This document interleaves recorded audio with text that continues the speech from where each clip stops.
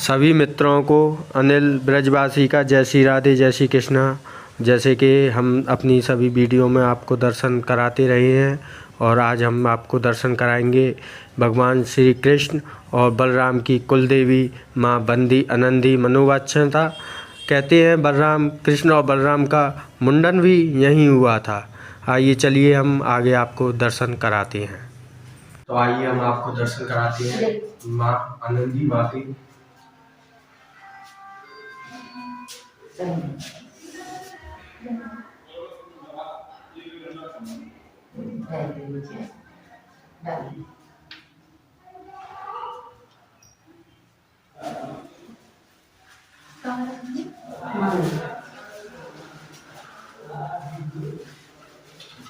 आइए हम जानते हैं माँ की क्या महिमा है। यहाँ के पुजारी जी से जानते हैं। आइए पंडित जी, यहाँ की माँ की क्या महिमा है?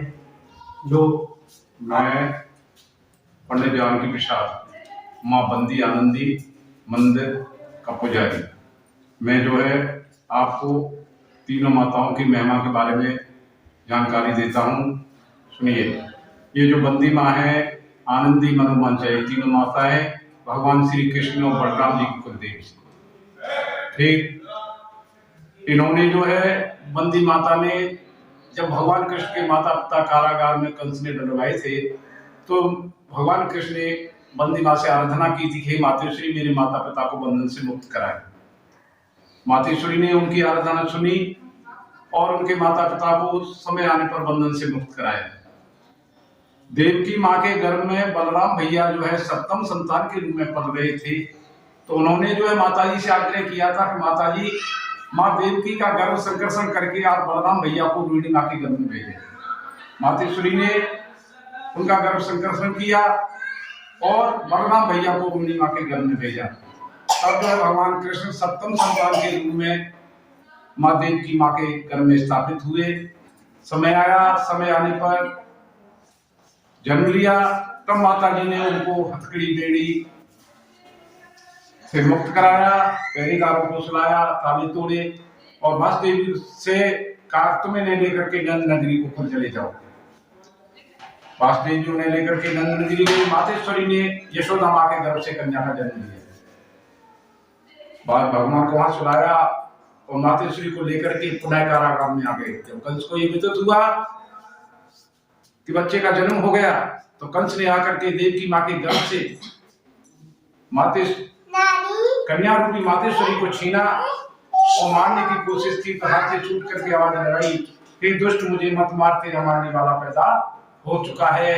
ये वो योग जोग माया है। जब कंस को मालूम हुआ कि मेरा मारने वाला पैदा हो गया तो कंस ने अपने राक्षसों को नंद नगरी गोकुल भेजा।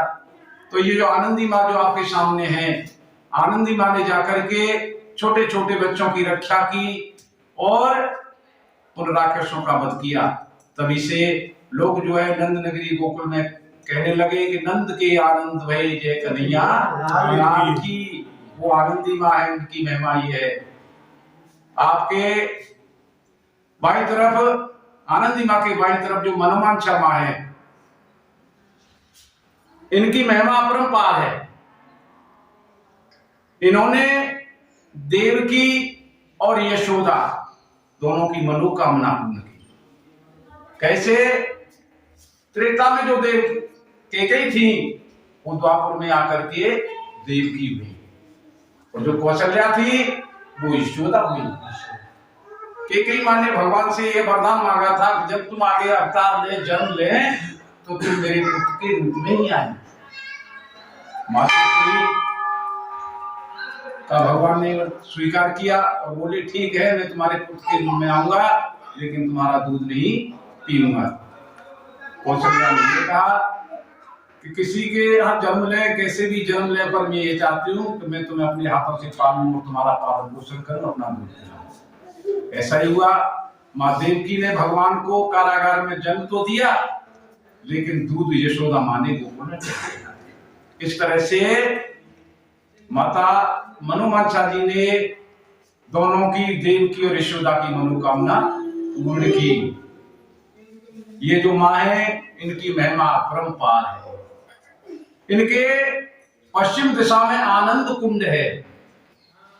आनंद कुंड जिसके नहाने से हृदय स्वच्छ होता है और आनंद की अनुभूति होती है। आज भी लोग जो है यहाँ आते हैं और कुंड में स्नान करने से आत्मा शुद्ध होती है और आनंद की अनुभूति प्राप्त करते हैं। ये तीनों देवियों का प्राकट है आनंद कुंड से हुआ। ये वो माँ है आदि शक्ति। जो बंदी माँ है इनका स्वरूप है लक्ष्मी स्वरूप, यानी ये तीनों देवियां रमा उमा ब्रह्माणी, लक्ष्मी पार्वती और सरस्वती का साक्षात रूप है। जो भी यहाँ आता है अपने कष्ट और बंधनों से मुक्त हो जाता है। बंदी माँ जिस तरह से भगवान कृष्ण के माता पिता को बंधन से मुक्त किया, आज भी जो आकर के अर्जी लगा जाता है वो जो अपने बंधन से मुक्त हो जाता है।